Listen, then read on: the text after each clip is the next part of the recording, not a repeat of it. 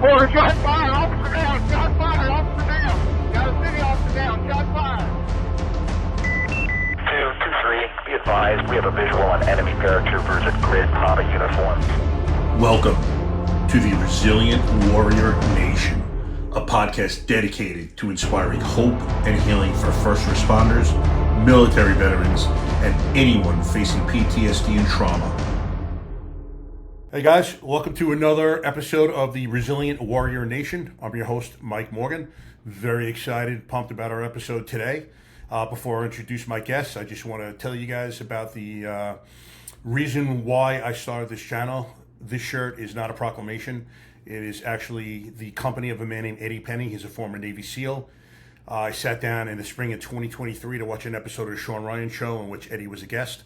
During the course of the episode, Eddie was recounting the story of the Extortion 17 incident in which a Chinook was shot down in Afghanistan, killing all 38 aboard, including 17 SEALs. It was their largest loss to community in one day. Eddie also began to tell the story of escorting his best friend Jason Workman's body home. Jason was in the Extortion 17 copter when it was shot down. And as Eddie recounted the story of escorting his best friend's body back, he was visibly upset, rightly so. At the time, I didn't realize it, but I now know subconsciously watching this warrior tell his story, it was okay. He was telling me it was okay to cry because as he was telling his story, I was simultaneously thinking about a call I had 5 years before. I was a police officer for 30 years, and that call involved a 2-year-old found floating in a pool.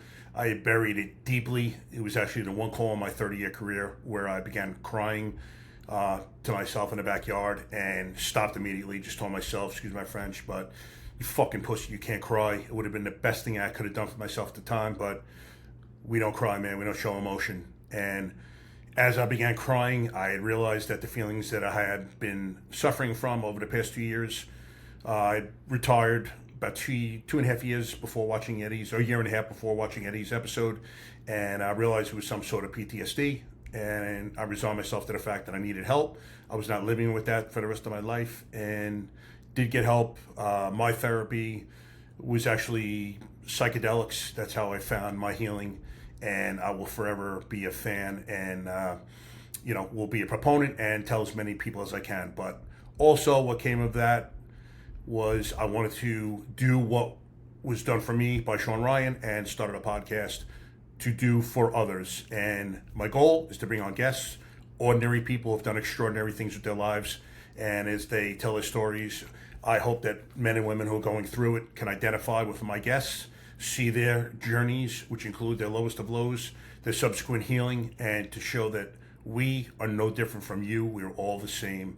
And if you guys raise your hands, I promise you there is help out there.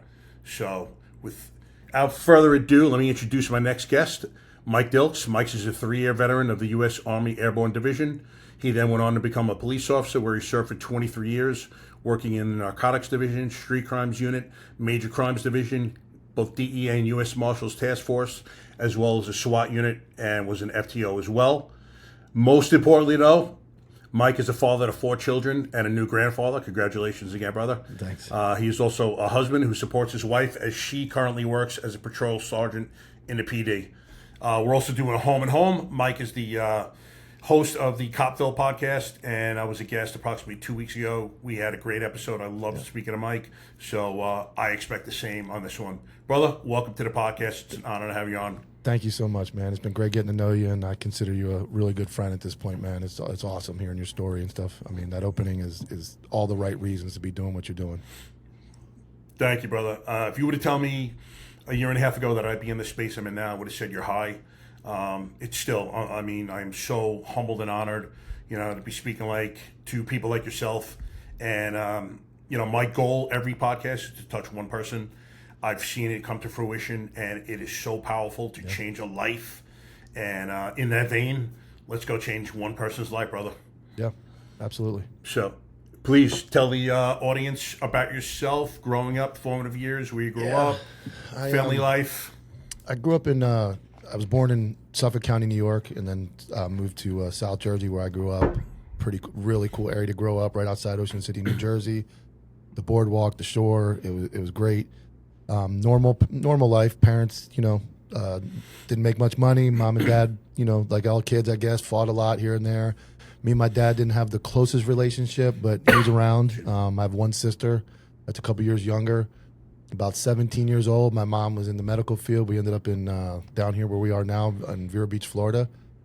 I was kind of like a dumb kid bouncing around, smoking weed, acting like a fool. And funny story is I'm actually on the softball team with the chief of the Vero Beach Police Department at like 18 years old. I have no idea he's a cop. No idea who's on the team.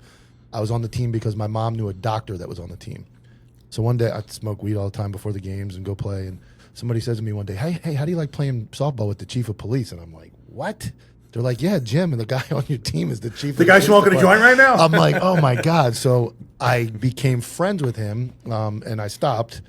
And I had never played cops and robbers. I had never thought of being a cop. I wasn't in trouble, didn't get in trouble. It never crossed my mind. That man looked at me one day and said, you want to be a cop? He goes, you go give me a couple years in the military. He's like, I'll hire you the day you get back. So I was like washing cars, doing odds and ends, doing dumb shit that all kids are doing. Yep. Went down to the recruiter's office. He drove me to Miami. I watched this cool video, a bunch of dudes jumping out of airplanes and shooting guns, and I was like, that looks cool. Did 3 years in the United States Army in Fort Polk, Louisiana, came back, and he hired me on the day I got out, just like he said he would. Damn. So you had no inclination to go into the military prior to meeting him No, either? nothing. Wow. I was doing what most. I was actually doing what the kids are doing now. Because back in our day, your parents had a plan for you. You went to college. You had you moved out. I didn't have a plan. I was working odds and ends, restaurants, car dealerships, washing cars. I was actually detailing cars at like 19 years old, high school dropout. I dropped out, got my GED. I had no idea what I was going to do. And I was like, man, and I had that moment of I can't just do nothing. And that was it. That dude said he would hire me. I was like, okay. So I joined the military, did 3 years in Fort Polk, Louisiana. He hired me the day I got out. That's unbelievable. And how were mom and dad? They weren't on your ass hard as you were kind of floundering at the time? Dad was kind of semi-retired. He was a truck driver up north. He had real bad heart condition. He ended up passing away when at the young age of 54. And mom was a workhorse in the Mom was a workhorse. She was an ultrasound tech, and she actually became an ultrasound tech before you needed school. She was another high school dropout because she had me at 16. And she had to drop out of high school and get her GED, but she worked her way through what is now like a 4-year college program. But she made a lot of money. It was when that boom was happening down here. But they were on me. I was really good at sports, and I probably, I screwed myself up with that by not getting good grades and staying in school. But I just woke up one day and I was like, you have to do something. You have to do something. And I was like, there's nothing more honorable than serving your country. I'm like, I still had that, even though I was a dumb kid, I still had that, country, God, military thought in my head. So I was like, you know what? What else? What's better to do than go, I'm going to go do that. And that was it. I joined the Army, loved it. Had my first kid while I was in the military. Got 21. I had a daughter. Came back and got hired. Went and became a cop, and I think that helped, man. By, some guys get into this job now just to get into it because they think they want to do it, not having much thought about it and being like a normal person, and then going to become a cop. I think really helped me because I had a little bit of criminal mind too, so I had a little bit of both. They make the best cops, I found, brother. Hey, man, kind of teetering on the edge, man. I never got caught, but I did some things. So. Most of us have. Actually, if you haven't, man, there's something wrong. Yeah. But so how was your military career? What year did you go in? When April of 1996, I went to Fort. It was the first time I really left home too. April '96, I jumped on a Greyhound bus in Fort Pierce, Florida. They drove me to the Miami airport. I flew to Atlanta. I got picked up in a van, driven to Fort Benning. Was not prepared for that. I thought I was tough until I got into. I remember writing my first letter. My mom, back then, obviously, now they got stretch cards and phone calls and all that shit. We didn't have none of that. So my mom laughs. It would be like a letter would come and it would say, "Mom, I'm doing great." And then the next day, a letter would come to say, "Mom, call every senator and congressman. Call the president of the United States. I have to get out of here. Disregard the last letter. Everything's back okay again." So it was, it was tough. It was Army infantry. It was the toughest job in the Army. I was Airborne infantry, and it was, it was an awakening, and it, set me up for the real world. And I've always been a proponent of the military. I think everybody should join and get a couple years of that, not just because of the service to the country, but I think it maturity and learning life at a young age. It really helped me with, growing up. And I went to Louisiana, which was a dump. Fort Polk is a dump in the middle of nowhere. And, I just, I enjoyed it. I did some cool things. I met I still have friends, I'm sure you do, from back then that just lifelong friends that'll always be the guys that sat in the woods with you at 3 a.m. when it was pouring rain and you had nothing to talk about, no cell phones, and just you and them just talking and like going through all that stuff. So it was an excellent experience, and I really, my most proud thing is, besides being a father and grandfather, would be I served the United States of America, and I did that, and I'm grateful that I had the opportunity to do that. Yeah, something to be proud of for sure. I'll tell you, I wish every man could experience the brotherhood of being in the military or police or something like that, because there is no feeling like being next to other guys and girls, but mostly men that would kill or die for you. There's that bond is forged that is like no other, and you cannot replicate it in any other way, shape, or form. I'm glad I served before the cell phone and before technology. I really am, because that, I believe now that everybody's face is in a phone. I don't care. Even in basic training now, you got access. We were out there at 19 years old in the middle of the fucking woods for weeks with nothing but each other. That was all we had. Yeah. And you have these lengthy conversations. You're on fire watch. You got to stay awake. You're exhausted. You're wet. You've been rained on for 3 days. Those bonds. And that's why I tell you, I'm still really close with a lot of those guys from back then that we only served 2 years together because of that. And even basic training, guys I met for 12 weeks and never saw again, but still in contact with them, because that's a unique situation that until you experience it, you don't realize how close you become with people when you're both suffering and going through like that traumatic experience and growing up. It's the truth. Yeah, there's nothing that's going to forge a bond like going through traumatic things or just miserable things, man. When you're feeling like shit, at least you can look over and see that other cat doing the same thing. And if someone, cracks a joke, whatever, lightens a mood, whatever it may be. But there's nothing that you're never going to work in the business world and have a bond like you do in, our respective careers. Nothing. It's impossible. I agree.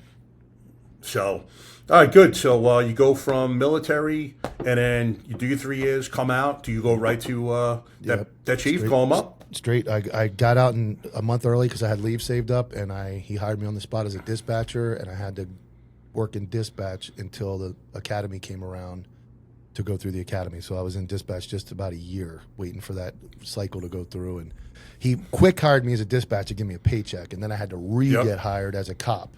But it was the plan. So I went in, got hired as a dispatcher. And you know what? I'm glad I did that, because I got comfortable with the radio, comfortable with the lingo, comfortable with talking. So when I went through the police academy and came out, I had all that down already. I knew all the codes. I knew how to talk on the radio, knew what to say.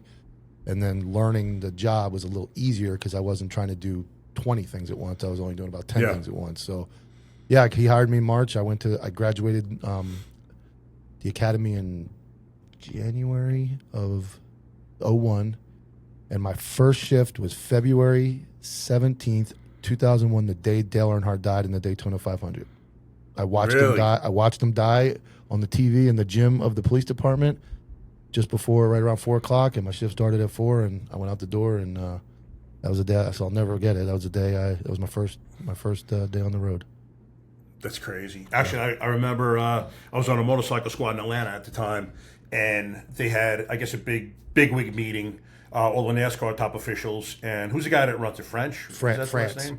France. Richard France. Yeah. Okay, so I remember we met him, his plane at a private airport, and I think there was 4 of us that escorted him to whatever meeting he was going to. But I still remember that. I think it was the next day, very shortly thereafter. Yeah. So that was crazy living in the South, man. I wasn't a huge racing car fan, but the sorrow that was pouring out of the NASCAR fans was palpable, man. I was a huge Earnhardt fan because I talked about it on the podcast. I grew up in New Jersey, so there was no such thing. If NASCAR was on, it was on very rarely, but Dale Earnhardt was always winning. That was in that run where he won like 7 championships. So all I remember seeing was his black 3 car going around. So I became a huge fan, and I remember the day he finally won the Daytona 500 after 20-some years, and I was supposed to be in the woods. I was in Fort Polk, and I remember I got canceled from going out. And I stood there and watched him finally win on that caution lap at the end of the race. So I remember watching that, and then, a couple years later he died. So that would have been like Michael Jordan dying. That was like the guy. Oh yeah, like you know. So yeah, that was my first shift, and my very first call, as soon as I left, was an armed robbery and a foot pursuit and an arrest. Like, it was wild, and I thought, man, this is the coolest shit ever. And I live in a little town where that doesn't happen, but that was my first call. 3 black males robbed a white dude, beat him up, took his cell phone, took off running. We caught 2 of the 3 on my very first call. Nice. So did you get a foot pursuit? Yeah, right out of the rip, man. First day? I had no idea. Nice. Yeah, brand new. FTO was Ken Barrett. He was a former NYPD guy, and he had moved down here, and he was my FTO. And day one, first call, left the station from that Dale Earnhardt thing. Beep, tone goes off. Shit neighborhood behind a Taco Bell. 2 black dudes three took off running. 2 went that one went the other way. We chased the 2. We were able to catch them, and I'm like, man, this is awesome. Like, this is it, man. I'm gonna do this every day. Exactly. There's nothing like a foot pursuit, car pursuit, especially your first one, man. You're never gonna forget it the rest of your life. I'll never forget it. I remember the guy's name. Tyrone Bonner was the guy I caught. I'll never forget it. That's so funny, man. 7 years or whatever it is. Yep. 25. Oh, that's hysterical. That really is. Dude, my first night out of the academy, we were working midnight tour, so 11 p. we start. By 12 a.m., so my first homicide. Crazy story. It was Atlanta fire department captain who was on suspension for messing with little girls. So he goes that night, decides he wants to get a young prostitute. This girl was 16. Picks her up, decides he wants to smoke a rock. So it's crack for those who don't know. So he pulls up to the local street boy. This is crazy, man. What are the odds of this one? The guy, the drug dealer, looks in the car, and who does he see but his 16-year-old cousin? Pulls out his gun, one in this guy's cabbage, all over the windshield. So first hour I see that. By 4 a.m., so that's 4 hours after that, that call was our homicide. So it's 2 homicides within the first 5 hours. I looked at my buddy who was getting trained in the sector next to me, and I'm like, O'Neill, what the fuck do we get ourselves into, man? It only got crazier. Yeah. The crack. Insanity. We talked about that on my show. That crack era in Atlanta had to be wild, man. It was off the hook. I thought it was normal. I was talking to someone the other day. My cousin used to work in the NYPD, and he worked in the E3, which is East New York. Shithole. He comes for a ride along with me, and last name's Morgan as well. We call each other Morgs. So about an hour into it, he looks at me, and he's like, Morgs, you got to get the fuck out of here. I'm like, what do you mean? He's like, this is insanity, bro. We were one-man cars. And I'm like, what, 8-3 is not like this? He's like, bro, 8-3 is like a country club compared to this. I'm like, really? He's like, this is insane. You think this is normal? I'm like, I don't know. This is my normal. I don't know anything else, bro. And it was insane. I can only imagine. Nuts. Yeah. So, all right. So you start off now, new career. How old are you at this point? 22? 20. No, yeah, 20. I turned 21 in the military. I'm like 22, 23 years old, 24 maybe, because I just got to go the year of the academy. So I'm like 24. And then you're now married? Yeah, I'm married. I got some. I'm pumping kids out now. No, I have. End up having 4 by 2003. So from 98 to 2003, I have 4. Jam them in there. So you're how old in 03? I'm like 26, 27 with 4 kids. Oh my God! Yeah. God and bless they're all, you, bro. and it was like 18 months apart, then a gap of a year, and then the boys are 13 months apart. So they all look. They thought they were twins. They thought the girls looked too different, but the boys were so close together, Michael and Nicholas, that they thought the boys were always twins. So I got 4 kids. I leave the police department in 04 to go to the sheriff's office. And that was like a big move, because now I went from a little tiny police department that didn't want crime, they didn't want you doing anything, to the sheriff's office, which was gun-ho, war zone, hood. You know, you could go in you start out right in the hood. So that's when we talked about on mine, was I got transferred right to the crack district in the hood in 04, 05, and I'm just living the dream up there, just chasing people, cars, breaking in houses, running through, just wild stuff. And then so that was like I look at like the police department was kind of like a training ground, and then when I got to the sheriff's office is when I really figured it all out and became a really good cop. And then which sheriff is this? Which sheriff's office? Indian River County. Right up here, Vero Beach, Indian River County Sheriff's Office. 04, and it was the war zone, just crazy.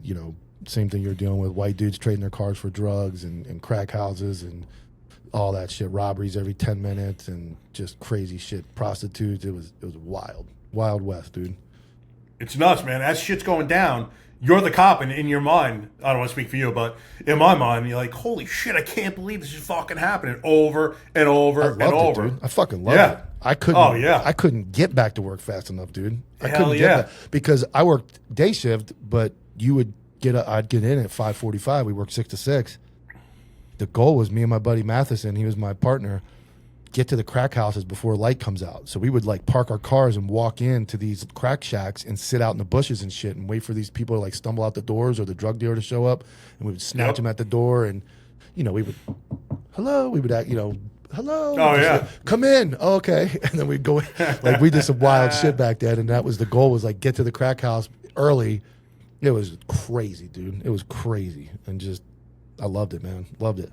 Yeah, me too. It's a job where you're one of us, you and I, where you absolutely love it. Like I always tell people, there is no other high that's greater or adrenaline rush than hunting another human being. Oh, it's great. You cannot. It's indescribable.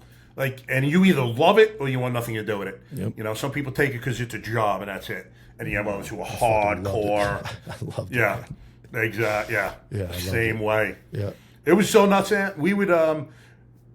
Suffolk was totally different when I was in Suffolk County, but like Atlanta, we were able to say we got someone with a hit. Like, all right, man, you want to go buy for us? And we'll squash that, or else you're going for, possession. Yeah, cool. Give him a $10 bill, buys a hit. We're writing stuff down. We're able to type up our own affidavit for a search warrant. We did it like probably 2 or 3 times. Yep. The amount of supervision that we were getting was minimal at best. Looking back now, I can't believe we were able to like type up our own affidavits and search warrants, and the experience was unbelievable. But I did all the same shit. It was quite wild. I remember doing like same thing. I wouldn't even document the CI. I would catch a dude with the crack and just give him my own money. I'd pull $20 out. Yeah, it was our money. I'd be like, it was our money. Go right back, buy it from the same dude. I'll watch from down the road. As soon as he does it, I'm like, okay, fucking go. I remember one of them, my buddy, Paul Mewborn, he passed away this past year. He was 20 years military and then 20 years as a deputy. He was my first dope partner. Great dude. Condolences. He taught me everything I know about dope and like informant. He was great. And he was in dope, and it was right before I went in. And he shows up and he's like, what do you got? And I'm like, I got this dude with a little bit of crack. He's like, what are you crack police, man? He's like, we catch the big fish out here, and he's fucking with me. So I'm like, all right, let's do it. So I give this dude, he pulls out his own money. We give it to this dude. He pulls up to the house. He does the deal. We go to take the dude down. He goes in the house, barricades. The whole hood comes out. We're not on a call. We're not out on anything. We're just doing this all by the fucking on the cuff. And somebody calls 911 and says there's a barricade. There's 2 cops around the house, and dispatch is going, oh, we don't have anybody. Is anybody on a call in Gifford? We don't have anybody checked out on anything. And I'm like, yeah, 1101, that's me. Just make it a miscellaneous real quick. And we talked this drug dealer out of the house, and he ended up arresting him. But dude, we got a fucking barricade, and a drug dealer went down. I have no idea what happened to the white dude with the money and the crack. He bought it. It took off. It was just, I'm like, okay, I guess this is normal. Like, it was just the wildest stuff. But it was, like you said, man, there was nothing better than that cat and mouse game before the cell phone with the crackheads and the crack dealers and just chasing them down. It was indescribable. I can't, there's not enough time in the day to tell you how awesome that was. It's so funny because when I went to Suffolk County, it was so much more restrictive and there was so much more supervision. I remember we were on an anti-crime unit and we caught someone, flipped them, and I thought it was going to be a piece of cake to do what we did, with the buy and everything. Man, we flip them. So the detectives have to handle it from that point on. They have to call the ADA. They have to get permission. Suffolk County, I don't know what the deal is, but if they have a conviction for domestic violence, they won't use them as a CI or a DWI. I'm like, who do they think are CIs, man? I couldn't stand It's not the cream of the crop here. What the fuck? Your CI's too crooked. What do you mean he's too crooked? He's a fucking CI. What do you want him to be, a doctor? And a DWI? We're not talking, if he's got a murder conviction, maybe, we could talk about it, but everyone's got DWIs. Yeah, everybody, unless it's perjury or something where they've been caught lying. I mean, what do you want them to be? They're fucking crackheads. Like, they're going to have a lengthy criminal history. They're criminals. Yeah. What do you expect us to do here? Yeah, it was mind-boggling. We just kind of did. Back then, I imagine up north was more restricted. I remember watching even cops back in the day, and they had to get supervisor permission to search cars in like Jersey and all that. We didn't have to do anything. Really? we just did our own thing, and initially it went well. You know, as everything changed and became more restrictive, and technology and cameras. Back then, they believed people. You know, it didn't have to always be on video, and even the CIs were credible to a point where they could go in front of a jury, and even though they had this massive history, it was pretty obvious that you searched them beforehand. They had no drugs. They went in with your money. They came out with drugs, like all that.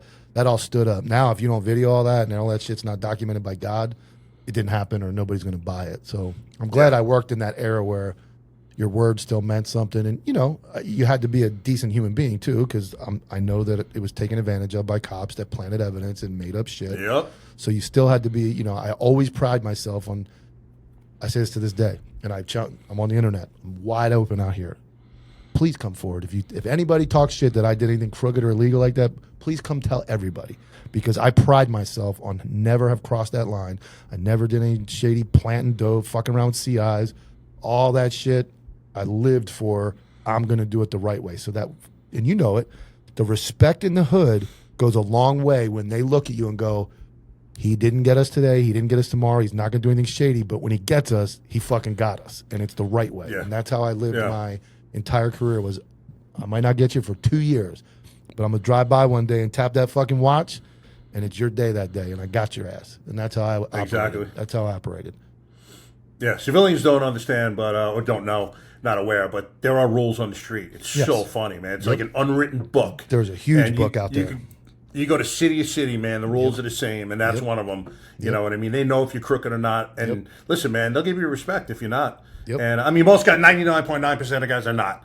So let's get that straight. And they'll give you respect. You respect them, they'll respect you right back. You know? They called me every name in the book, but they could never call me crooked. And I was like, hey, you can call me the bald-headed motherfucker, whatever nickname you have for me. But when the shit hit the fan, even in the hood, they would go, Dilks, come here, Dilks, because they knew that I was going to be fair and I was going to be straight. I was never going to veer from that angle, and that was what got me the most respect. To the point now, I've been gone over a year, or just about a year. I still get calls. All the CIs still call. All the hood people still call. They want to know, hey, because you're the only one that was fair. You're the only one I trust. Well, I'm gone, but unfortunately, I don't trust the motherfuckers no more either. But I pride myself on that, and again, I challenge anybody: come forward, go ahead, try, because I was straight up in that when it came to that part of the job. I was straight up. Well, it's funny because you'll see sometimes corruption case come up, and if it's a video, whatever, people are commenting, and cops had a notice what's going on, blah blah. People don't understand the corrupt ones will never do anything corrupt in front of dudes that they know are not. They will never. It's like a bully. They only bully people that they know they can get away with it. So I can hand to God, if I ever saw corruption, man, my ass would be going down to IA myself. There is no way I ever would have let that shit go, man. I'm telling you, and I'm going to do it one day. I'm going to have the episode. I was investigated by the federal government and the DEA and the FBI, and I'm telling you right now, I didn't know enough back then. I was extremely close to uncovering a massive corruption in my agency, and I didn't know it. I didn't know it at the time, and it took years and years. It was 2011, 10, 11, and it took a wedding I was at where I ran into a former captain who had been gone long enough and said, "Has anybody ever told you what really happened?" And he told me, and it all made sense. And now I realized the dots I was starting to connect, and I realized why I was investigated. And I've talked about it a little bit, but I'm going to do a whole episode on it one day, and I'm going to throw all those people under the bus because I know them and I know what I was close to now. But that's why when people try to pull that shit on me, this guy was investigated by the Fed. Yeah, I was, and guess what? Wasn't arrested, wasn't put in an IA, and nothing came of it because I didn't do anything. But I know who did, and one day we're going to talk about that. Yeah, man, they deserve it. Yep, I was working. Corrupt. You're corrupt. I literally would go down myself, and that shit is disgusting to me. I had a motorcycle supervisor who ran this big job. It was at Lakewood Amphitheater, and I only found out years later by the then manager that this cat was telling them that they had to rent barricades that they used from the city. And he would charge them, man, thousands over the course of his contract with them. And had I known when I was active he was already gone, I would have called the FBI myself and dropped a dime on him. He's a piece of shit too. So that definitely, didn't help. But regardless, it's tough when you're young, man. It's tough when you're young and you don't really know enough. But now you look back and go, man, that's why he asked me to do that, or that's why they asked me to do that. And you know the people who they are, and it's like, that's why they came after me, because I was getting too close to that guy. And I've put it all together now, and I know what they were doing, and I know who they were running with, and I'll clear all that up one day. Yeah, it's disgusting, man. It really is. All right, so you're young in your career, on patrol. Any good stories? Anything that early on? No, I had when I got to the sheriff's office, I went from December of 2004 to June of 2006, about a year and a half, and I moved to dope, and then I went to dope, crack we were talking about, and then I was on some shitty accidents. I don't, as far as my first real bad call, I'm trying to think. I had a couple of shitty homicides, where one that's still unsolved that drives me crazy. I had a lady that went missing, and we found her years later shot, and they found her in the river, and that one kind of sticks with me. But I kind of got lucky early on. I dodged all that really nasty stuff other than car accidents. I think we talked about mine. Probably the worst one was that kid got launched off a bridge by a DUI driver, and just listening to his mom and dad screaming all night, calling his name, and that one sticks. That's a tough one to deal with. And but I'll be honest with you. I know you're geared towards mental health. The calls, and I said this on my reel I posted today, the calls never really set me off. It was when I found out the Brotherhood didn't exist, and that guys you thought were your really close friends weren't, and things happened. That's when that's the mental health side of the job that got me. It wasn't so much the calls or a death or anything. It was that realization that got me going. And what started that realization for you? I realized that, unlike the military, I think is much more really a close brotherhood. I really think it is. Some of the reason I think that, I'll preface it with, in the military, the promotions aren't so competitive. You make a score in the military, you hit like a number, and everybody, they promote like 200-300 guys at a time. They make sergeant, They get moved. In the police world, it's so competitive that you're fighting for minimal positions, and it becomes cutthroat, and you talk to people and you think that they're close with you, and they're not. And it's one of the most backstabbing, shit-talking jobs I've ever been in. I've only been in a couple, and it's just bad. And when things happen to myself and my wife that were interagency, abuse and stuff like that, you think that people are going to do the right thing. And when they saw things and heard things, and they didn't. And when I saw that they didn't, and I spoke out about finally going, why did you lie? They lied. There's guys that lied in the internal affairs investigation about an incident with my wife where, somebody was verbally and abusing her, sexually charged comments. Everybody heard it. Everybody saw it. And captains and people that have rank structure protected themselves and turned an eye to it instead of saying, yeah, we saw it. Even though I was going to say, well, you should have reported it. Yeah, I guess I should have, but I didn't because I didn't know what to do. But they lied. And when I called that out, that was the beginning of the end of my career. I called them out for not saying the truth. And it started the end of the line for me. And that was when I realized that none of those guys were my friends and that I was just another warm body in a suit. And that was tough. That was the toughest thing I ever went through. Yeah, it is. That job, again, is unlike no other. And when that Brotherhood that you think existed, you find out it was, nothing behind that curtain, so to speak. No, it's definitely demoralizing type of thing. Yeah. And you do, and you know it. You do, and I don't mean crooked, but you do things for people. You not protect. You go out of your way for guys when you think that you're like this. And I'll give you a great example. The sheriff of the county, that was my best friend. We worked dope together. We went on cruises together. We went to war together in a lot of these calls and investigated. We wrote wiretaps together, like massive investigations. We were tight. we went two different ways. And at the end of our dope career, he went administration. I stayed a problem child on the street and kept doing what I was doing. But we were tight. And he became the sheriff. And this abuse incident occurred when he was in charge. And I went to him and I called this man when I saw problems. And I told him, this is my best friend. This guy's in charge of the whole agency. He is the elected official. And I told him things like, there's a problem. I see a problem. I see a problem. And he didn't do anything about it.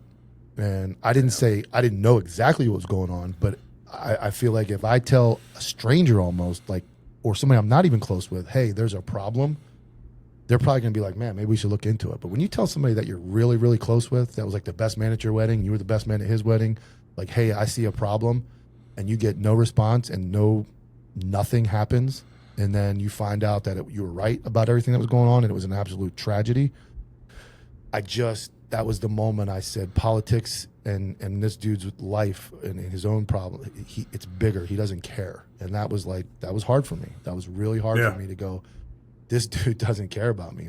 And I thought he did. And, they spin it back on me. I'm the hothead. I'm the one that spoke out. And I didn't support him in the election. And I made a lot of comments on Facebook negative about him and talked to people. And I basically said, hey, these guys are pieces of shit. And they isolated me. They demoted me. Then they were going to stick me in the jail. And a lot of things happened. But that, when you talk mental health and all this stuff, that was my incident. That was when I went, holy shit. I cannot believe this happened to me. After everything I've done for these people and gone through for these people and been there for these people, I can't believe they did it to me. And that was it. That was the wake up call, man. That was about 2.5, 3 years ago when it smacked me in the face. Yeah, it's tough when that stuff hits, man, because you have expectations, especially in your case, where you're personal friends with the guy. You think you're going to tell him something and something's going to be done immediately. And to turn around and basically slap you in the face, tell you, it really means nothing when it comes down to it. No, our relationship, it's sobering. It truly is, man. Yeah. And, some of the stressors are much more intensive inside a department than anything that's going on external. Yeah. Which is amazing to me.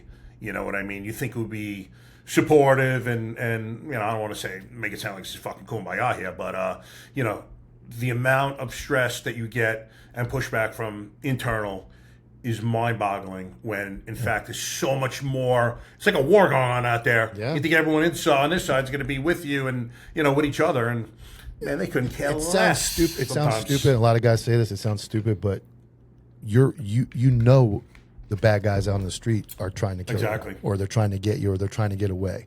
You don't expect it from the guys that you work with. And when I saw the change up, and I protected this guy, man. This guy went through an affair. He had a massive affair that rocked the agency and everybody accused him of protecting me, which is bullshit. And it was part of that DEA investigation I told you about. I didn't do anything wrong. It was all cleared, never charged. But people, this is his guy, this is his boy, because we were friends. And that's, I was the sheriff's friend. I didn't get treated any better. He didn't promote me when he first came in. I had to earn it. I got to make the list. I got moved to detective and watched my wife get promoted with 15 years less time on the job than me. She made sergeant before me. And a lot of other people that were there way before, way junior to me got promoted. I went through, I got promoted, finally. And I didn't get any special treatment, but I was always accused of being specially treated because I was friends with him. But I gave him special treatment because there are things he did and should have had to face the music on that nothing illegal, almost nothing illegal. But there were times this guy did things that had it have been brought out, he would have looked very bad. And I kept it private and quiet. But when I went through my incident with this internal affairs investigation, which was completely bullshit, this the use of force that I documented a couple shows ago on my show, everybody just turned their back on me. It was a calculated attack because I had started to speak out and I had to stop being hey, I'm not going to put up with this shit anymore. I'm done just brushing stuff under the rug. I'm going to hold you guys accountable. You guys are grown men. Act like it. And there was we got to do something with this guy. So they cooked up this and then the sheriff gets on the news. This guy, we're gonna hold him accountable. Says some stupid comment, and he's running around showing everybody the video and trying to make it bigger than it was. And that's when I realized, hey, this dude's a piece of shit. I thought this guy was my buddy, and he's not. And that was tough, man. That was a tough pill to swallow when you got hundreds of pictures on cruises and, you know, he meets his first wife at my house. He's my best man. I'm his best man. Like, you look at that and go, how does this guy change up? And I didn't see it coming. But politics, man. I mean, he becomes in charge. He's bigger than life now. He's the sheriff. And, hey, man, you know, I got to sleep at night. And I got to sleep at night knowing that I did what was best for everybody, not just myself. And that's how I live my life. Yeah. Hey, listen, as long as you can look in that mirror and be proud of the man that's looking back at you, that's all that counts. That's why I sit here on this thing, man. Like, if I had everybody talk shit about me, if I had so much to hide and so many, I think I'm going to go sit on the fucking internet and talk. I'm good. Like, I'm good. Yeah. They're the ones worried about me because they all got shit to hide. And, you know, I try to hold a better standard and not just throw these dudes under the bus. But at some point, people deserve to be held accountable. And that's kind of where I'm at. Yeah, exactly. At least you can take solace in the fact that, you know, in the back of their mind, they're always wondering, is that fucking is today the day? Exactly. Yeah. Exactly. So you have that power. But I try, again, you don't want to take it over your life either. No, and I'm in a good place. I will say this. Had they have not done what they did, and I still thought there was a man behind, you know, there wasn't a guy behind the curtain, I still thought the Wizard of Oz was the Wizard of Oz, I'd still be out there at 49, running around like a damn maniac, injured, sick, never called out sick, I'd still be out there going nuts. And you know what? I'm glad now that I'm retired. I don't have to worry about it. I have peace. I get to play with my dogs. I get to do all the stuff that I never thought I'd make it to. So in a way, they did me a favor. It was a tough 2.5, 3 years, but in a way, it was like I'd rather had suffered then and know what I know now than to never have or just continue to suffer and not know that there was the guy was behind the curtain pulling the strings. So I'm good. Yeah. I'm actually in a really good place now, and I enjoy my life, and I'm happy to be done with that part of my career. Yeah, that's what it's all about, brother. Yep. So, listen, let's backtrack a second. So, from your career as patrol, you know, I've read in your bio some of the units that you're attached to. So, what was your favorite one that, I mean, the DEA Marshals Task Force looks like, that, to me, Task Force is like the greatest thing that a cop can aspire to. Yeah, the DEA Task Force was the first one. That was when I was in dope, and I was way out of shape, and I drank a lot back then. It was cool. We did some wiretaps back then. I would say when I made SWAT... And actually, Mike, let me interrupt for 1 second. Can you just explain to people who don't know what a task force is? Okay, so basically, I work in Florida, so you have the DEA. The DEA has massive offices in El Paso, Miami, Orlando, Tallahassee, Jacksonville, big cities, Atlanta. When you have a small area like I'm stuffed between West Palm and Orlando, they don't have a big DEA presence. So they have a small office. Well, it's a big office because they blow money, but they have a big office with like 4 guys. And what they do is they have like 4 agents, and they're all assigned to a county. So you have a DEA agent assigned to like the 4-county area. And then what a task force is regular cops like me get sworn in as a DEA agent, and we go work out of that office with them. So we're all the way DEA, but we're like 98% DEA agents. We can't fly armed like them. There's a few things we can't leave the country with our credentials, but for the most part, I can take people to federal jail. I can write federal warrants. I can do all that stuff. So when I say task force, the DEA task force, basically, I'm sworn in. I have a full badge, full credential DEA agent, and I'm subsidized by them with extra money. And then in the Marshals task force, it's very similar. And in that case, that's just a fugitive task force. You're just smashing people with warrants. But it's the same thing. You go through another background check. They swear you in, and you have U.S. Marshals powers. So that's a task force. So they don't, we would basically work with them on cases that we might take federal instead of state that would get more time. And they kind of pinch off us. Their money comes to our agency for funding drug buys that maybe our local agency couldn't afford, but now they got federal money. So...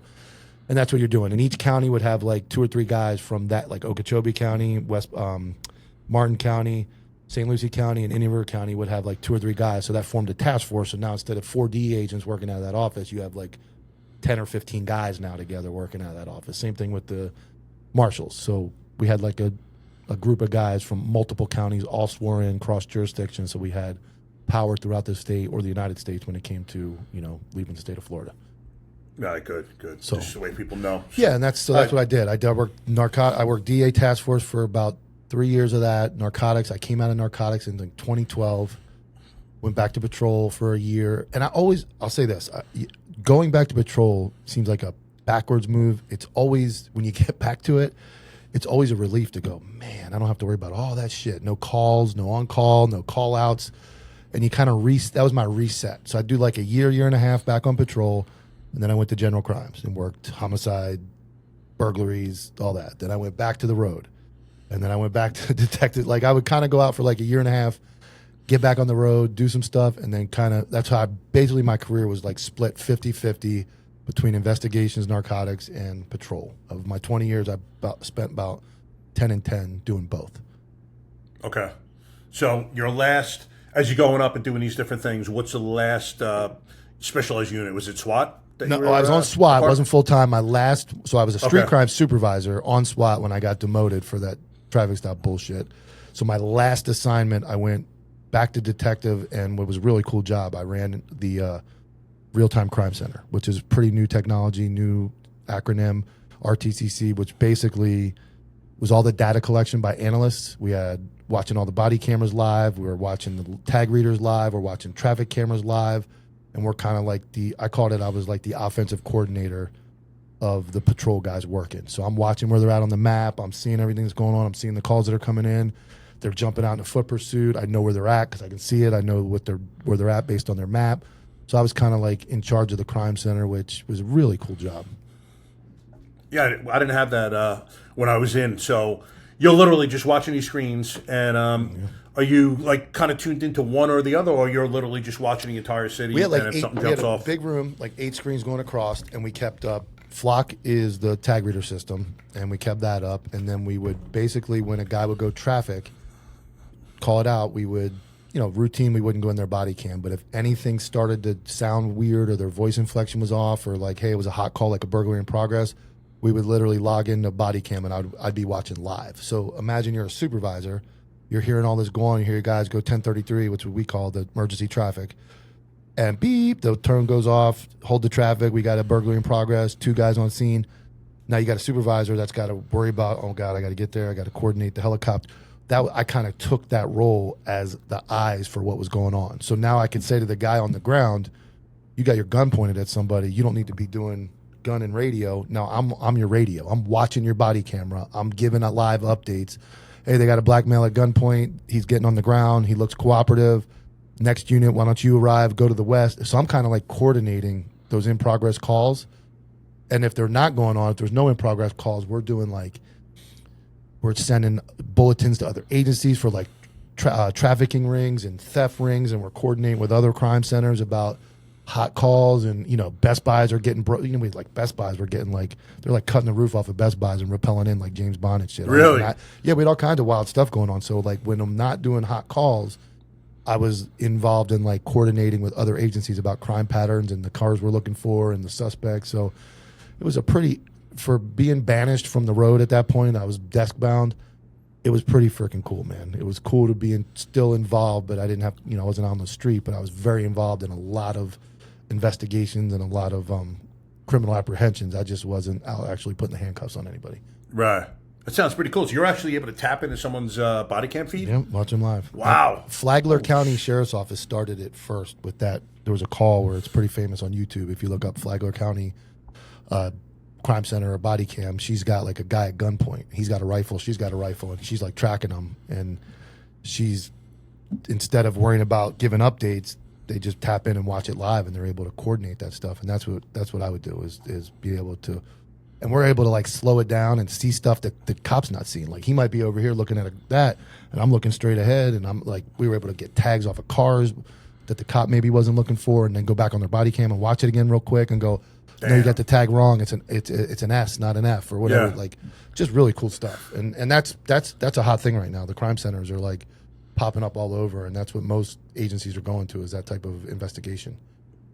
That's amazing. The technological advances that they've had in just the past few years. It's cool. Holy shit. And I enjoy it. Yeah, it really is. It's cool stuff. So how long did you were you in that unit for? I did. That was when I left. Yeah, 2 years. I did 2 years, and I left in September of last year. Okay. So as you're leaving, or as you leave, how's mental state? I know you left and, it wasn't the way you wanted to go out? No, I left in a very... I'm very transparent. I left in a... I got... The sheriff election was August 20th of last year, and that was a Tuesday, and I walked into that Monday morning to a memo to transfer me to the jail as a corrections deputy. And I was on light duty because I had blown my knee out for the second time during a SWAT class. So I blew my left knee out. I'd already had surgery on my meniscus and blew it out the year before and then did it again. So I'm like on light duty. I'm in the crime center. They're eliminating that position. All that stuff, cool stuff I just talked to you about, just out of spite, they eliminated that detective's position. And to this day, they haven't filled it with another sworn officer. So all that cool stuff I just told you about is not happening anymore. It's happening with civilians, but there's no cop in there anymore. So I'm very transparent. I've dabbled in steroids, and a freaking friend of mine got in a domestic with his wife, and went to the Quad Wolf at the station and said, "Oh, Mike and this guy are doing this and that." So while in FMLA and out of work, they called me in for a steroid test, and I'm like, you know what? I'm like, I'm not gonna I went and took it. I'm like, I'm probably gonna fail it. I don't give a fuck at this point. And that's when I went, okay, I transferred to the jail. They're ruining my career. They basically, when they transferred me, I was going from senior 20-year deputy to junior in the jail, losing seniority, losing the ability to work overtime, losing a take-home car, and now I'm going to be in the jail with criminals that I've arrested throughout my entire career and locked in a building. And I was like, that ain't for me.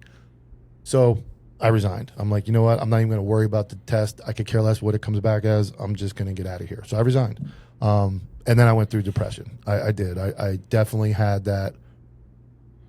Even though I had been 2 years of being buried and all that stuff had happened, I left and I had that like identity crisis of what am I doing? Like I was good financially. I'm like, okay, I'm okay there. But I had like PTSD from everything that happened. I had anxiety. Going out in public was tough. I gained a ton of weight. I went on an Alaskan cruise a month later. I think it was the fattest I've ever been in my life. Like, it was bad. And I just had that identity crisis of, like, I'm not important anymore is how I felt. And I know a lot of guys end up eating a bullet after they go through that after a long career. I know that's a big thing in the police world where suicides happen. And I've never considered killing myself. Not one second. Good. I'm too much of a pussy. And I love life. I love everything about it. I may get upset. I may get crazy, but at no point do I want to die. Yep. But I can see where guys would get to that point based on the feeling I had. If I had ever had that thought, I could see where that would compress or that would just make amplify it. Yeah, that would make it worse and go, okay, maybe I really do want to kill myself. But I've never even considered it. But I had the feeling of like, man, I'm a nobody. And it was like tough. My wife's still working. I'm hearing the cool stories. She's coming home now, and I'm not the guy. I used to be the guy, and it was like, it was difficult. And I just isolated myself. I sat in the house. I gained a ton of weight. Went on the cruise. It was a miserable time. I got fatter and fatter. I had no motivation. I sat on the couch, and I just was like a zombie. No gym, no working out. It was difficult, man. Very difficult. And then how's the relationship with your kids and your wife and you at this point? Yeah, I mean, it was that I didn't let slip. It was okay. I was fighting the internal war on the outside. I would just tell everybody I'm okay, like everybody does. I said I'm fine, I'm okay, and my wife's not. She's very intelligent. My wife is like, she's one of the people that like, she can smell there's a problem or she can see it like, without there anything going on. She'd be like, "What are you doing? What's wrong with you?" And it's like she's always right. So it was one of those things, and I'm like, I'm good. You know what? Everything stayed okay, but I didn't know what to do. And about Christmas came and went, and finally, like January, my buddy owns a restaurant in town, a little small restaurant, and I was like, I got to do something. I got to do something to get start the wheels over, and that's what flipped it. It was like, hey, I went in and met with him, and I'm like, hey, can I just wait table, do something? And that motivated me to get back in the gym because I'm not going to be a fat slob waiting tables in public. So I went heavy in the gym, got back to working out, lost a ton of weight, put on the nice tight freaking polo that he requires in his restaurant. I went in, started waiting tables, got, just like, obviously not cop job, but it's this you're interacting, and it played into my personality. And then I started having the regular customers that weren't buying crack; they were buying, fish and chicken, and that reset everything. And that was it, man. I did that for like 2 or 3 months, and that just reset it. And I was like, okay, I'm back. Yeah. So that was the roller coaster of retirement for me, or leaving. So looking back, you attribute all of that to kind of not having a purpose at that point? Yeah. Not really having the identity was and gone. I knew the answers to the question, and I still failed. Because when my wife went through all the stuff with her abuse at the job and everything we went through, we went to some counseling and stuff, and one of the first questions I got asked is, who are you? And my answer was all the wrong answers. I'm a cop, I'm a detective, I'm a crime fighter. And they looked at me and said, no, that's your job. Like, you're supposed to be a husband, a father, you're Mike Dilks, you're a man. And even knowing that and having been told that and tried to get my brain to that, when I lost the job, my identity was gone. I was like, man, I'm a nobody. And that was the depression I fell into, was that I wasn't even one of those cop, like, I didn't tell people I was a cop. I wasn't one of those guys that walked around in the skull shirt and the thin blue line stuff. I didn't. But everybody knew me. But when I lost that, I definitely felt a loss of identity and a loss of, like the adrenaline. It was a drug. It's a drug. It's a drug that we were addicted to, the adrenaline and all that, and I didn't have it anymore. And that was tough, man. My dad dying and my wife's situation and that were like probably the 3 toughest things I went through in life. Listen, man, we don't give it enough credence. I mean, I know when I retired, and I heard stories, I would hear stories, for years before. You'd hear about guys getting out and, unfortunately some committing suicide, but going into these deep depressions and, they were no longer this. And I never really thought about it. In fact, I got injured September of 20 and got retired about 2 years later after 2 surgeries. But I remember shortly before getting retired, I was like, man, I got out unscathed. And, other than a back injury. But shortly thereafter, nothing really affected me during my career. It was afterwards when I had this time, and I was thinking, because I wasn't allowed to work, wasn't allowed to volunteer, wasn't allowed to go to the gym. I built one in my house. But idle hands is the devil's work, man. Yes. And that's when I started thinking, and I wasn't sure what I was going to do. At that point, I wasn't allowed to do anything. So, even if I had something I wanted to do, it didn't matter. I was unable to do it. So, I was like, basically, like, who am I? This is gone now. What am I going to do? We need to somehow do a better job towards the end of the careers talking to guys and girls about this specific subject. I agree. Because unless you have something to go right to, man, it's going to affect most people in that way. And it's not even like you're dying to be a cop again. I mean, yeah, you definitely miss the Brotherhood's gone, even though we spoke about how sometimes it's false. But listen, that camaraderie is still there. There's always a few guys, though. There's always a few guys. It's just not as big. Absolutely. But there's 2 or 3 guys that are your guys. And that and you know how it is when you transfer a unit. Like, you might be in dope together, and then when you transfer, you lose connection. But you're not as close, but you're always like 2 or 3 guys that no matter what happens, you're tight with. So there is always a little click. Yeah. Yeah, absolutely. But, you're losing most of it, unfortunately. Mm-hmm. And, listen, we love what we're doing, and you're never going to find that job anywhere else. Mm-hmm. It's not like, you're an accountant and you can find another accounting job. No, this job is unique, totally like anything else. And at some point, man, you have to come to peace with I am no longer that. I remember my first ayahuasca ceremony. As I said, my healing came in the form of psychedelics. I was asking, they call it Mother Ayahuasca. I'm like, I need help. And one of the things I asked for was like, please help me with this rage and this anger. And she was like, you're no longer that. You did your time. It's past. You did your best. Everything is inside you, but all that stuff is down here now. If you ever need to call on it, it's there, but you don't need that anger and that rage and everything else that goes along with that shit. That fire's still there. If you ever need to call on it, it's there, but it doesn't have to be, so prevalent in your life. And like instantaneously, man, I was at peace with like, yeah, that's another life, man. I'm done. I'm not that thing anymore. Yeah. And it's hard to reconcile sometimes. It is. And I don't, how do I say this? I don't want to sound, I've been very weak in my life and I've done weak things, but I'm proud of myself for getting through that pretty much, not on my own, but with very little what I'm trying to say, I was an alcoholic for years, and after my dad died, and I remember going back to alcohol multiple times during that time. And when this happened, I was able to go, I was at least going to say, that's not the answer. Like, I don't want to ever feel like that again. That's not the answer. And even though I didn't know the answers, I knew I didn't know the right answers, but I knew the wrong answers. Yeah. And when I say I'm proud of myself for not falling back into that.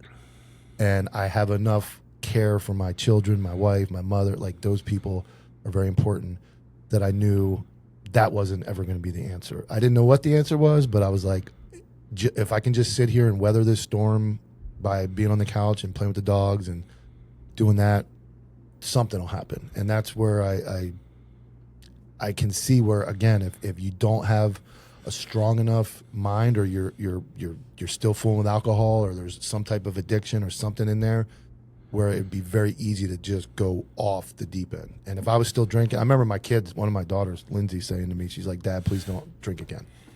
And even though she's like, we're the jokiest and funniest and send the memes and all that stuff, and we're very similar, and we joke about it, I remember her saying that. And my wife said it. She's like, Mike, you're not going to start drinking. I'm like, no, like that's not going to happen. And I was lucky enough, I'm lucky enough to be financially stable too. Imagine guys that end their career like and don't have financial stability, or it's abrupt at the end. And now not only are they dealing with the identity crisis, they're dealing with, the fuck am I going to do to make $100,000 or 97 grand or 120 grand? What I was making, I'm going to go get a job at Home Depot and make fucking 40 grand a year. Like, I can't afford my bill. Like the guy I had on last night on my live show, Lance, he was a deputy chief of an agency that ran him out. He lost his house. He lost his fucking, like, he had to sell shit. And this guy was making a ton of money, and he went from ton of money to no money. So, like, that's look at a simple divorce, man. Simple divorce, and you just lost half. Yes, exactly. Now what? So, I give myself some credit, and I'm just, by the luck, I wasn't, and that when I go back to the Brotherhood thing, and they don't give a shit, is they knew, or they thought they knew, they were fucking me sideways and going to ruin my life. Like, there was no doubt in their mind, because I'm topped out at the time. I'm making 85 grand cold, but I could make another 30 in overtime, easy. Yeah. And most guys rely on that, and I didn't need it, but that was part of my life, was making that overtime. When they moved me, they knew that was over. They knew that money was gone. So when they could say whatever it was for, or what their reason was, but they knew they were taking at least 30 grand out of my pocket like that. So that's nasty to do that to somebody. They could have done a lot of things. They could have done a lot of things to me, but they knew they were robbing me of money when they moved me, and that's nasty. Yeah, you're affecting someone's life in so many ways, but there's nothing you can do. Monetarily like that, it's almost impossible to do anything about it. Yeah, you can't fight an assignment change, in any department I've been a part of. Nope. They can do whatever they want, unfortunately, and they know it, and they play that game. Listen, man, when they transfer you to jail, they were trying to get you out. Oh yeah. There's no ifs, ands, or buts about it. Yeah, they're gonna make me go through the academy and shit, dude. I'm not even certified. I'm not even a certified corrections deputy. So I was gonna have to go back to the police academy to go to the corrections crossover, and go sit back in school as a 48-year-old dude with a bunch of young kids, and have to tell this story about why I'm there. Like, the whole thing was going to be a mental disaster. And like I said, by the grace of God, they had no idea. Well, they had no idea I had this page in the Copville thing, and I was making as much money in this as I was making at the sheriff's office. And then they had no idea I had all this to fall back on. So in their mind, they're like the Grinch stealing all the presents. They thought they had me. They don't. And I will say, I don't like to give myself much credit, but I'm proud that I haven't gone off the rails either. Like, I know that once they expected me to go crazy and bounce around like a maniac and start hurling. And you know what? I'm doing it very calculated and very informative, and I'm going to make it very, like I said, calculated, informative, and not wild, like very educational. So when I say something, it's not just to be a dick. It's also going to be like, learn the lesson, because this is the things that can happen to you, and this is what people can do to you. But at the same time, you're going to hear a shitty story about an asshole who did me wrong, but I'm going to use it as a reason to show you what is capable and possible. And I'm very proud of where I sit right now with the guys I've been able to connect with through, like, you and these podcasts, and guys in my DMs that I've talked to that have gone through similar situations. And it's like they finally have somebody who understands. And that was one of the biggest. Even my agency, there's guys that still don't understand what happened to me and my wife and what happened to me, because it doesn't happen to you and you just kind of go, oh yeah. No, you have no idea what it's like. And I'm able to connect with guys who have been shit on and drug through IAs that were unjust, and I understand them, they understand me, and then you connect through that. And that's been one of the best things about this page and this podcast. Yeah, sometimes you hear these stories, like, there's no way they treated this guy that bad. And then sometimes it's even worse. Yeah. Like, it's just mind-boggling that some of these guys don't care. They'll actively try to go after you and couldn't care about your family life, don't care about you. I mean, it's amazing what they try to do to people. Yep. And disgusting. I mean, it's disgusting, frankly. You disgusting. Know what I mean? Like, we're supposed to be on the same side. You want to hear something? This isn't even someone trying to go after me. So I retire, and I had to go into, it's called a medical evaluation unit. So if we're out more than 30 days, we essentially get put into medical evaluation unit just in terms of on paper personnel. So the numbers don't show me being in the precinct. It shows me here, just some manpower stuff. So say you had 5 guys or 10 guys who are out, but they're still showing in the second precinct. When the academy class comes out, it's going to look like they have 10 more officers than they do. So maybe they potentially won't fill those slots. So they put it here for administrative purposes. So I had to go there, sign off my last year's attendance. So as I'm getting done, I knew 2 of the cops, and they're like, hopefully you get your good guy letter. So when you retire, essentially, it's a letter stating you retired in good standing, and it allows you to get your full carry gun permit. So she says this, and I'm like, yeah, hopefully. But no one's laughing. I'm like, you know something I don't know? She's like, well, apparently guys who retire now, long-term line of duty injury, there's been like 8 guys who've not gotten good guy letters. I'm like, why? She's like, we have no idea. They just started doing this. So I'm like, okay. Expecting it's not going to be me. I get a call about 2 weeks later from pistol permits, like, just want to let you know they're not giving you a good guy letter. I'm like, what? I'm like, why? So this guy was a moron. They called me. He didn't answer any questions. And ended up, I'm calling everyone. I'm calling the union. I call the NRA, because I'm ready to, I was going to file a lawsuit because now it's stopping me from getting a full carry permit. I would have had to apply like I was a regular citizen or civilian just to get a regular carry permit, which... can't carry conceal, like it was a bunch of stipulations. So, everyone's basically saying they can't do anything. So with my last-ditch effort, we have a Suffolk County Department Facebook page, and I literally just wrote out exactly what happened to me. And I'm like, this is disgusting. Did you guys realize this? And just so happens that this legislator, former detective, became a legislator who hated the union, thankfully for me, sees this, has me call him, to explain the story. He's like, what's the union doing for you? I'm like, nothing, apparently. He's like, yeah, they're a bunch of scumbags. He's like, let me make some calls. So I knew he was doing it to make these guys look bad. It was all furtherance of, somehow getting some ammunition to use against these guys, but I didn't care. It was going to help me possibly. Yeah, so sure enough, calls me a few days later. He's like, I just spoke to the chief. He had no idea what was going on. Apparently this assistant commissioner was doing it on her own, and there was no rhyme or reason for it. It was just like this, fuck you on the way out. It was unbelievable. And he's like, he's going to approve your letter and you'll have it in a couple of days. Lo and behold, bam, comes out. And he's like, I only ask one thing. I want you to make another Facebook post, giving me credit for doing what you did. And listen, man, this guy did me a solid. Yeah. I'm like, absolutely. But in my head, I'm like, fuck. This dude was hated department-wide because he came out against, the overtime we were making. He was a part of it. Then he retires. Then he rails against the system that was just paying a bank. So he was hated. I'm like, fucking man, he did me right. I still have to he did you do right. what I said I do. Nobody else would. Yep. So the day before I'm about to make the post, article comes out in Newsday, which is Long Island newspaper, about this guy recording conversations between he and the then chief. It was unauthorized recordings, and he was just getting destroyed. And I'm like, there's no way I'm making this post now. It was the last thing he had to worry about too was me making this post, because they were talking about possible charges for him, this and that. So you kind of dodged and I was like, cool, yeah, got out of there without doing that. But he's the only guy that stepped up, man. The union was like, I don't know what to tell you. I'm like, you're a fucking union, man. This is not just me. This is at least 10 guys down, and I know this happened to. But once you're out, bro, they don't want to know nothing either. It's incredible. We don't. Our unions are nothing down here. So. So like the mafia. No, we have nothing. Yeah. And when I was in Atlanta, man, Georgia's a joke. They call it bargaining agencies, man. It's not even union, but New York, man, Suffolk County, we have a strong fucking union. Yeah, you guys are tough up there. Yeah, they really are. And, it's great when you need them and they're there to help you. But retired guys, it's applicable to so few. It's like they just don't care. They don't want to put in the time or the effort. And, it leaves such a bad taste in your mouth. Another thing as you're going out, like you had to kick me in the ass as I'm going out the door. But, thank God I was able to get the letter. So, Good. So looking back now, if you're talking to someone now who's coming to you, who's about to retire or they just retired and they're kind of going through the same stuff that you went through, do you have advice, what you would tell them as far as what helped you? I would say have something prepared to do.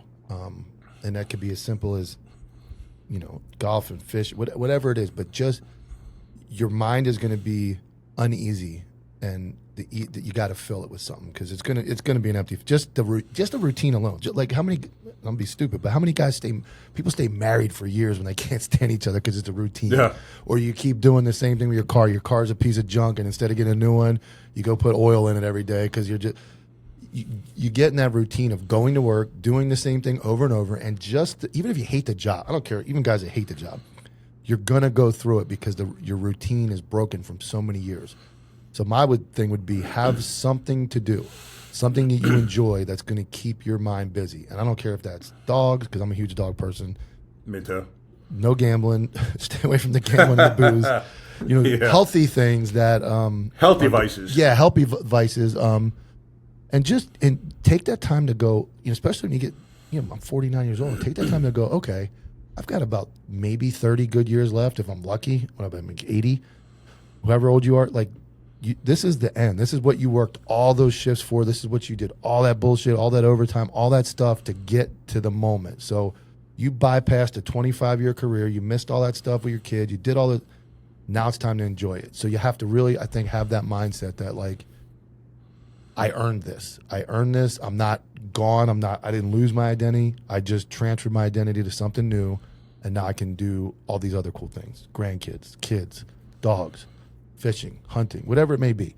But that would be my advice, is have something ready. And if your mind is spinning that, do what I did. I'm telling you, the coolest thing ever, cops can't serve alcohol. So I could never be a waiter my entire life or a bartender. And I always joke that and even my wife would say, man, you make a good bartender. You won't shut up. Everybody want to talk to you. So I used that to my advantage, and I went and waited tables. And you know what? Sounds stupid. I was making $20 an hour. It was fucking great, man. It was great. Running around, joking with everybody. Same customers come in. What's going on? How you doing? But so just something to keep your mind busy, and that would be my thing. Don't sit and stare at the wall. Don't get hung up on that you're not a cop anymore. You did your time. You served the community. You did what was right, and now enjoy these last however many years you got and keep your mind busy. That would be my advice. Yeah, good advice. One thing I like to tell people, too, I think is extremely important, is have structure in your life. Don't be sitting up watching TV till 3, 4, 5 in the morning, eating like shit, and then waking up at noon and just having nothing to do, man. Have a bedtime, 11, 12 at night. You don't have to get up too early, 7, 8 in the morning. Do your breakfast, stay off those devices late night, stay off them early in the morning, kind of sit with yourself. Yeah. And if you've never gone in the gym or done physical fitness, there's no better time than now. I mean, think about if you use the excuse, and I don't buy it, but let's say you used the excuse your whole career, you were too busy. Yep. Dude, go walk on the treadmill 3 days a week for 30 minutes, little incline. Go pick a weight up, move some stuff around. Go for a walk around the block. Take your dogs for a half-a-mile walk every day. Keep that body moving and your brain moving, and you may find you like it. You may become addicted to it. I go twice a day. I'm there twice a day minimum. We both talked before we got on here. We were both leaving the gym. That was my second trip, and that's what I do, and that keeps me healthy, happy. Gives my brain time to not sit and stare at the wall. It's busy, so find something like that. But yeah, don't be sedative, like you said. Don't start eating like shit, and then next thing you know, you have a heart attack 5 years after you're retired, and all that hard work went to nothing. Yeah. I think incorporating physical exercises is an absolute mandatory must, and just that and a somewhat clean diet. Eat 90% of the time you're eating clean makes such a difference without doing anything else. Yeah. And like you said, throw something in there. You have to keep busy. You can't be you can't have nothing to do for 16 hours a day. No, you have to find what you love to do. You know what I mean? Just really sit down. And then, like this silly thing right here. This is fucking busier than being a cop, man. Trying to, you know it. Coordinating guests and this and that, and I'm doing 3 lives a week, 1 recorded. It keeps me busy, and it's good for your brain, and it's entertaining. And at the end of the day, like you said, we're helping. Even if one person watches this podcast and says, "Man, that guy's right," that was it. Exactly. I mean, just like a call for service. You don't go and call for service with 1,000 people. You go call to call with one person, and hopefully that one person, you know, leaves there like, okay, like this is better, or this guy helped me out. So I think but you got to. You're right. Like, don't get on the couch fat. Don't do it, man. Don't do it. Oh yeah. Now, how'd you get into the podcasting career? So I did the meme page, and that took off. And ironically, I started the meme page just over 2 years ago, May of 23, and it was because I got demoted and all that bullshit I went through. So I start the meme page, and I'm hidden behind it, and it takes off like wildfire. I go from 0 to like 25,000 followers in like 3 months. Damn. And it just keeps growing and growing and growing and growing. So I started meeting everybody, but nobody knew who I was. Tyler from Antihero, Counterculture, is messaging Copville saying, "Hey, we want to get you on. You're like the hottest meme page, but we can keep you secret." Well, little did Tyler know that me and him had gone to a Red Dot class together through SWAT. So I knew him, and he didn't know that, but he didn't know I was Copville. Yeah. So I remember I was driving home from like Melbourne, and I was southbound on 95, and Antihero messages Copville and says, "Hey, we want to get you on." So I go out of that message, I go to Tyler's text, and I text him. I said, "Hey, man, can you call me?" So he calls me, and I said, "Hey, bro, I'm Copville." He's like, "Shut the fuck up." I'm like, "No, dude, that's my page." He's like, "No way." So then I start like coordinating to go on, and then all this bullshit happens, and I come out anyway. I resign, and then I'm like, ta-da, everybody, I'm Copville. And my whole agency, there was a whole thing. Like there was like 2 guys that absolutely knew it was me that I told, and then there was like 2 guys that absolutely accused me of it all the time, and they were right, but I had to lie. But really? I ended up going on Antihero December of last year when I came out. I came out of the closet. I went on Antihero. It went very well, and based on all those conversations and all those DMs and all the memes, then people started hearing the story that I had about how I got screwed, and that kind of transitioned into when I started hearing those stories. I'm like, somebody's got to fucking speak up for these dudes, man. Somebody's got to say this shit for these people. Like, what better thorn in my own agency side, and then all agencies that are screwing people, by coming out and talking about this stuff we're talking about. And that was it. I went on Antihero once. I went, and then the Counterculture thing came along. I went on like a Counterculture episode, and I was like, all right, fuck it, I'll start my own podcast. And I had made so much money on the meme page selling merchandise, I was able to buy an entire studio and set it up and gutted a room, created the studio, and it's gone pretty well. I mean, I enjoy it, and I think it's got a purpose. Yep, absolutely. And now, like I said, I got Friday Night Live, Wednesday Night Live, sometimes Tuesday Night Live. So I go to Antihero every now and then, Thursdays, which is an hour and a half drive back and forth. And then I go to Counterculture and record 2 or 3 episodes every other couple weeks. And then my own podcast that drops every Wednesday. So now it's pretty much a full-time job. But it's cool as shit. Yeah. You love what you're doing. Get to help people. We have a live event. We talked about it on mine. August 16th in Miami, we're doing a live event for Counterculture, which is going to be a massive gathering. Bunch of cops, bunch of guys from the meme page world, bunch of your buddy T-Cav and Jimmy Watson are going to be there. So it's gone to that now, and then I get in touch with like Eddie Gallagher, and then I'm part of I get the Pipe Hitter Foundation involved. Guy. And then one of my best friends now is Sal Odradi. I don't know if you've seen that. He's from Jersey. Sal responded to a shitty call. He got a call for a armed burglary. Guy calls 911, says I got 2 guys armed breaking into my house. He's in Jersey. Responds. They get there 10:18. They're going. They got a rough call. There's no CAD node updates. No updates from dispatch. No description. Just 2 armed subjects. First officer arrives on scene. Guy standing out front with a gun. Brings the gun up. That dude drives off. Sal jumps out of the car. Pow, pow, pow. Shoots the guy justified. Ends up being the homeowner. Guy's on meth. Suicide by cop. 100% clean shoot. Sal is exonerated, investigated, cleared. 20 months later, Sal's driving down the road, and the new Attorney General, Democrat piece of shit in New Jersey, takes over. Sal gets a call that he's been indicted for murder, and he has 2 hours to turn himself into the Camden County Jail.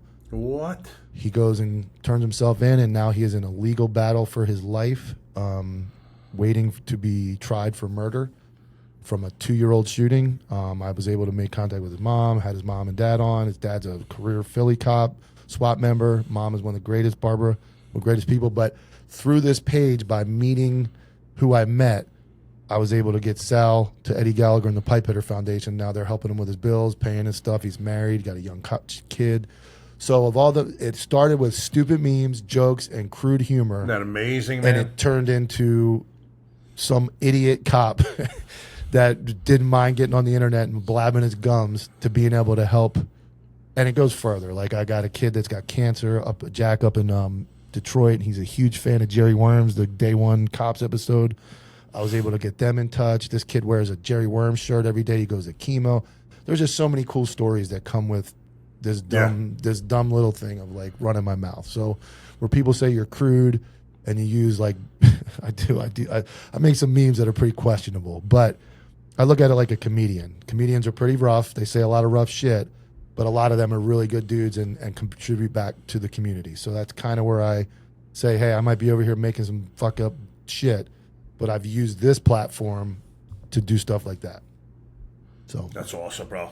Awesome. It's been really cool. It's been really cool. It's amazing. Like it's not an afterthought, but you're doing this little thing, you're thinking nothing of it, and all of a sudden it just blossoms into what it's become. I mean, I love it. Yeah, and I looked at it like how many people, I think the market is kind of flooded with cop podcasts. Everybody became a podcaster after cycles in life where everybody's this, now everybody was a TikTok star, everybody was a streamer, and now everybody's a podcaster. And I thought, I got to be different. I can't just be another guy that goes, what was your worst call? What was your this? What was your that?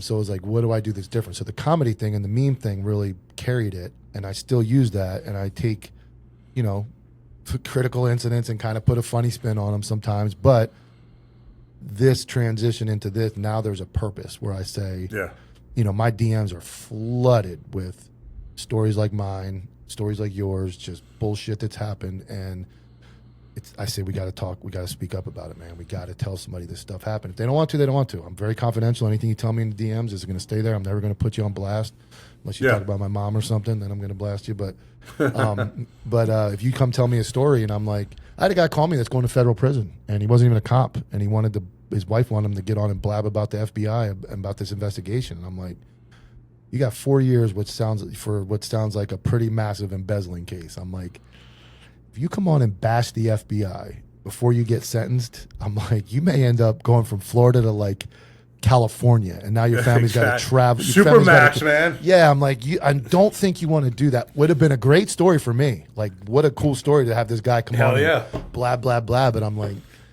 and that's what I do with these guys. I'm like, hey, man, you're still employed. I don't think it's a good idea for you to speak up. If you want to, we'll do it. But I'm looking for the guys that have, that are on the other side that got screwed, and it's like, let's call these people out and let's, and I do my research. It's now you're not just going to come on and blab and then I find out you're a complete piece of shit. Like, I do the research to make sure, but that's what I've turned into. And then that's Copville. The counterculture thing is completely separate. That's just, we're the counterculture to everything. We got sports, we got, episodes, we got live shows, we got TRT talk. We're going to talk about, we got medicine that talks about psychedelics like you're talking about. We have a doctor in our dose adjustment podcast is ketamine treatments for vets and police, and it's sponsored. And so we're kind of like the alternate counterculture to everything. So it's a really cool network. The guys that are involved, like I said, Taylor and Jimmy are involved in that. So it's a good group of guys, and our goal is to bring this mentality to law enforcement where it's been so admin gets away with all this shit and guys got to suck it up. We don't want to do that anymore. It's awesome, bro. You guys are putting the light and, on cockroaches, so to speak. Yeah.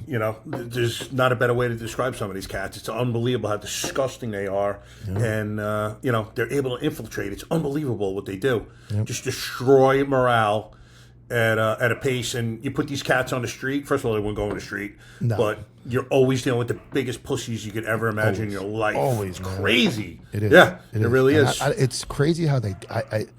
Freaking dogs are going crazy. It's crazy how they get there, and it's like, it's wild to me that so many leaders of agencies are beta male that just take orders from other people, or they're too scared to stand in front of the public and take a stand. Yeah, And, exactly. I got a good story for you. I'm sorry. You go ahead. That's it. So, Suffolk County, Huntington Station, which is a shitty area of the 2nd Precinct. It's probably about 10 years ago. 2 good cops getting a roll around. They're brawling with a bunch of guys, and there's a 3rd cop behind them in his car. Doesn't get out of the car. Additional perps are banging on his car. Be like, they're fighting. You're just going to let them, pussy. I mean, ragging on him. He sits in the car. These guys are able to finally get these guys under control, put help call in. The cavalry comes. So this dude, who's now lieutenant, I don't think he's gotten hired yet, and I don't want to name him, but I heard he's a great cross-country runner. You guys have a great runner on your Suffolk County PD running club, Punk. Someone writes coward on a piece of paper and puts it in his folder. This dude has the balls. Trouble, right? Yeah, I'm sure. Bro, he goes to the lieutenant and shows him. You'd think you'd be so embarrassed about someone doing something like that to you after what you did. And the lieutenant calls guys who he thought did it were responsible. And he's like, it happens again. I don't know what he read him the riot act. But it was unbelievable. So I go in the precinct, we have 5 delegates. So we have 5 squads. There's a delegate in each squad, and the trustees, the head precinct rep. And I was pretty good friends with him. So I'm like, Damien, I tell him what happened. I go, I'm telling you now, man, if that happened to me, these guys should. I would go to internal tomorrow, file a cowardice complaint against his cat. And he's like, whoa, Mike, if you did that, you ruined his career. I'm like, bro, I don't want to ruin his career. I want to get him fired, just so we're clear. Yeah. I'm like, bro, you wouldn't have a problem going to these 2 guys' families if they had gotten killed with this punk in the car telling them that they got killed while this pussy sat in the car and did nothing, huh? He's like, well, I'm like, put your hands down, bro. I mean, how can you stick up for this guy, man? I know you're the union and, you don't want to lose members, but you should be disgusted when you look at this guy's face. Yep. And every time I saw this kid, I wanted to say something to him, but I'm like, it's not your fight. He's going to go and dime you out anyway, so don't even do it. So, disgusting to me, bro. And that's where, like, I'm very hard on the TikTok generation, and I'm a very open book. I made TikToks for about 6 months in 2020. I went through a hell of a time, divorce, and I used that, instead of drinking, I used that as a fake. So I would consider myself an expert. I use that as fake, almost like a drug. It was like a drug. Yeah. I used it as fake motivation to think I was important, and it filled a void that I was lacking because my ex-wife had an affair and I was going through it. And so I know what it's like to go through that TikTok stuff. Now it's become so bad that it's like, dude, if I have my TikTok app, and I try not to, but people send them to me, I can scroll for an hour and a half and it will be all different cops, and they're all making these videos, and that is killing the profession. And when my argument is, and people say, oh, it's the first it was humanizing the badge. That's gone away. A couple years ago, that was a term. Now it's like recruiting tools and all that stuff. What it's doing, in my opinion, is it's showing a job that is extremely dangerous, like the call you just talked about, where people are fighting cops and people are hiding in their cars, and it's making it seem like that stuff doesn't exist, and it's attracting a group of people that would never consider being in a knockdown, drag-out fight at 3 a.m. in the middle of the street in New York City. But because they see TikTok and they think that the job is riding around in a car and getting your coffee order from Starbucks and shaking your cup and doing your nails, they're bringing these type of people in, and it's a recruiting tool and it's a recruiting disaster all at the same time. Yep. Because we're attracting people who have no business being cops. So I bully TikTok cops. I do. I call them out. I identify them, and I tag their agency, and I make it known. And then people say, oh, you're doxing them. You're doing. No, motherfucker. They made a public TikTok account, and they publicly recorded these stupid videos in a uniform, and they publicly put it on the internet. All I'm doing is helping them get exactly what they wanted. They're getting noticed. Yep. I'm just making sure their agency notices them. I'm making sure that everybody notices them and sees that their gear's all fucked up. They have fancy nails, or they're out of shape, and they're all these things but a cop. But then if you go to their TikTok and read their comments section, everybody thinks they're the greatest cops on earth because they're making these videos, and nobody wants to get arrested or get slammed by the cops. They want to see these cops dancing around, and it's become a real epidemic and a problem. So part of my platform is exactly that. And I'm very popular amongst my crew and people that follow me, but I'm very unpopular by some, and I don't give a fuck. And like you just said, bullying and putting that memo note in somebody's folder is required. Hell yeah. Because nobody else is going to do it, and nobody else is going to say it. Somebody's got to stick up for what's right, and that's where I kind of feel like that's part of my platform is you got a bunch of cops in this job for the wrong reason, and if we continue letting these people get hired because they see TikTok videos, eventually we're not going to be able to put bad guys in jail anymore because everybody's going to be a pussy. Yeah, exactly. Hey, you're potentially saving their life. They should not be there. Should not be there. I've ramped it up, dude. I start emailing them to their. I give them a warning if they're on Instagram. I attempt to message them and say, "Look, dude, what you're doing is wrong," and I give them the example. If they tell me to go fuck myself, my next level, I'm with Dom Izzo, is I'll fucking send it right to their damn department. And that's not being a snitch. You're making a public video. So if you don't want to be seen in public, you're identifying their uniform and their name. No, they're already a public official. Everything's public record. I'm not going to give out their address at home. I'm not going to give out their kid's address or where they go to school. But you're a public servant. You're in the public eye. You're in a public uniform. You work for the public. So I'm just going to make sure your chief and your command staff sees what you're doing with your free time instead of taking jujitsu, instead of studying case law and the Constitution. You're in your car making fucking stupid videos, not paying attention to the road, not looking for crime, not listening to the radio. And if you're okay with that, then I don't want to live in your fucking town and I don't want to work for you. So that's kind of the other side of what I do. And it's a problem, man. It sounds silly, and I can see where people would argue with me that I'm being a bitch. It's bad, man. It's bad. Because they don't have a clue of how it is on the street. Nope. You ever see the Atlanta one where they're terrible. There's 2 rows of people and they come in dancing, clapping, and the chief. I'm like, and the chief's doing it, man. Yeah, I posted that. Holy one. shit! Like, bro, I know you're gay, but you're still running the fucking police department. I don't know if I'm allowed to say here. that, but I say it. And I get it. I got that one sent to me fucking 200 times at least, and I posted it. Like, it's bad. But think about who that's attracting. Who is that attracting? It's not attracting a guy like you or me. I look at that and go, fuck that place. I'm going to go work somewhere else. Sandy Springs, Georgia. Yep. Ken DeSoma's the chief up there. Fucking Jordan Ennis, who is one of the fucking superstars on YouTube for pitting cars and all that stuff. They got a 15-man wait list to get hired at that fucking place. Most agencies are begging for bodies. You have an agency like that puts bad guys in jail, supports their guys.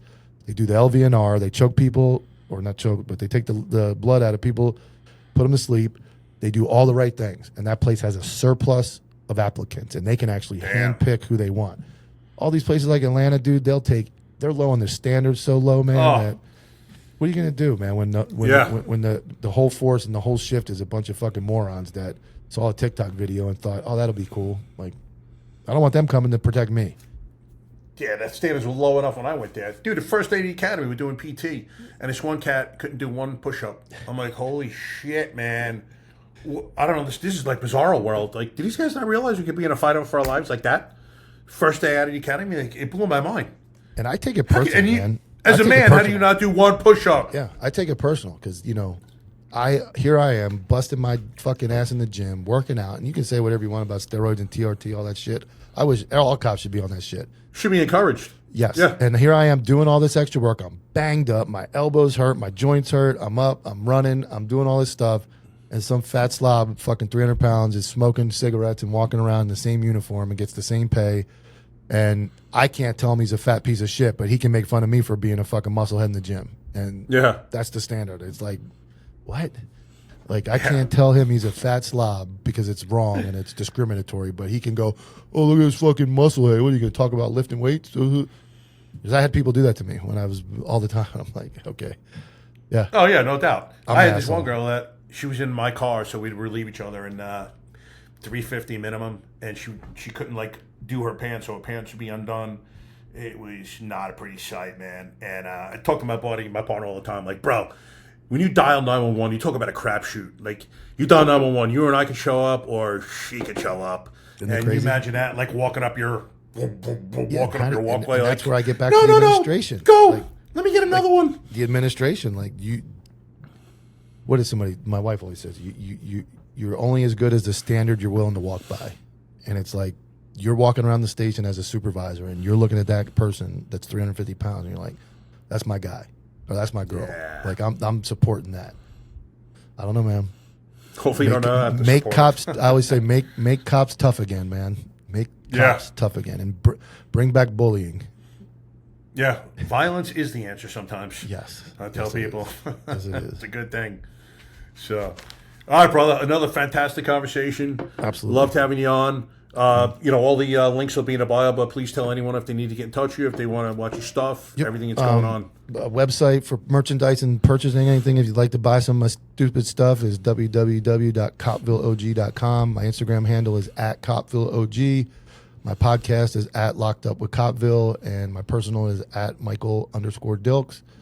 I appreciate it. You can find me on YouTube as well, on iHeartRadio, Spotify, Apple Podcasts, Copville, Locked Up with Copville. It's easy to find. And Mike, I always appreciate it, man. Thank you so much. You've become a really good friend, and I enjoy talking to you.